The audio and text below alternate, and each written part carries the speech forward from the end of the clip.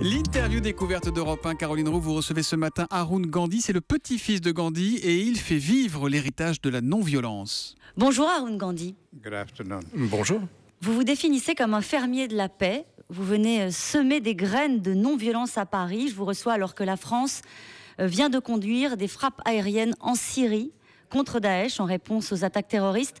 La France riposte, elle ne tend pas l'autre joue. Est-ce qu'elle a tort ? Je crois qu'il ne s'agit pas de tendre l'autre joue. Je crois qu'il s'agit surtout de trouver des méthodes plus civilisées de gérer ce type de conflit. Nous avons toujours opté pour la guerre et la tuerie depuis de longs siècles maintenant. Et je crois que ce n'est pas une très bonne chose. Le monde, il est violent, Arun Gandhi. Il n'a jamais cessé de l'être. Vous plantez les graines de la non-violence dans une terre sèche. J'espère que ce n'est pas le cas. J'espère que les graines de la non-violence et de la paix,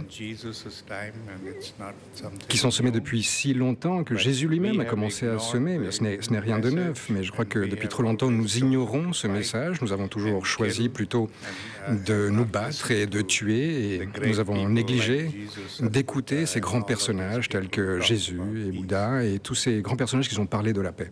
Alors votre grand-père écrivait, c'est ce que vous racontez dans votre livre, « Je suis prêt à mourir, mais il n'existe aucune cause pour laquelle je serais prêt à tuer ». Dans votre jeunesse, vous avez été tenté par ce qu'on appelle la loi du talion, œil pour œil, dent pour dent. Yes. Absolument, c'est tout à fait exact. Et, vous savez, à l'époque, j'étais jeune, innocent, j'étais ignorant.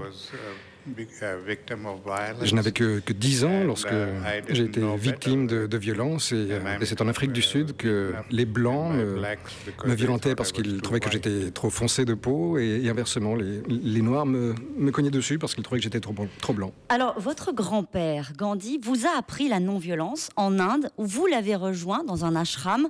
Quel genre de grand-père il était ?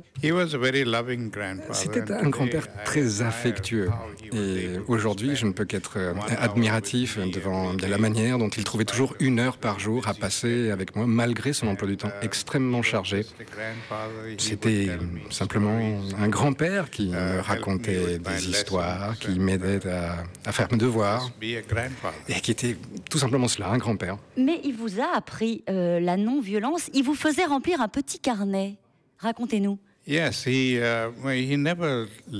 Tout à fait. Alors, il ne m'a jamais fait la leçon, pour ainsi dire. Il ne m'a jamais fait asseoir pour me faire la leçon.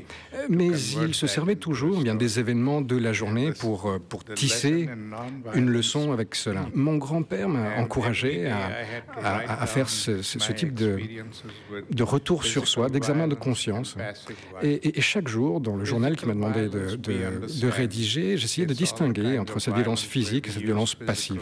Je crois que la violence active, chacun la comprend, c'est l'usage de la force, mais la violence passive, c'est quelque chose que nous faisons tous sans tout à fait en être conscients. Il s'agit de la discrimination, du gaspillage de ressources. Nous jetons tellement de nourriture chaque jour, alors qu'il y a tellement de pauvreté autour de nous. Tout cela, ce sont des exemples de violence passive. Et cette violence passive, c'est ce qui cause la colère et la rage des victimes qui, à leur tour, essaient d'employer la violence active pour redresser les torts. Donc c'est cette violence passive qui alimente finalement la violence active. Comme disait mon grand-père, nous devons être le changement que nous voulons voir dans le monde. Si nous ne changeons pas nous-mêmes, le monde ne changera pas. Vous vous mettez parfois en colère, Arun Gandhi ? Ça m'arrive tous les jours même. Je me mets en colère chaque jour, mais j'essaye de canaliser cette énergie de manière constructive plutôt que destructive. Alors, c'est lundi matin, il y a tout un tas de gens qui vous écoutent, qui sont peut-être même en ce moment même en colère. Quels conseils vous pouvez leur donner pour apaiser cette colère-là, pour trouver ce qu'on pourrait appeler la paix intérieure ? Écoutez, je crois que la colère est certainement une émotion extrêmement puissante. Pour l'être humain, la colère, c'est presque ce que le combustible est pour un moteur de voiture. Nous ne devons pas ignorer cette colère.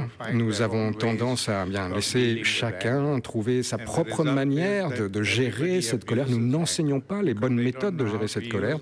Et de ce fait, personne ne sait comment s'en servir de manière constructive. négative. Nous avons tendance spontanément de nous focaliser sur la personne plutôt que le problème qui est à l'origine de notre colère. Nous devons faire exactement l'inverse. Eh bien, je vous remercie, Arun Gandhi, de nous avoir donné du temps ce matin. C'est une belle rencontre et le fait même de prononcer votre nom, Arun Gandhi, ça fait du bien. Merci, bonne journée à vous. Thank you very much.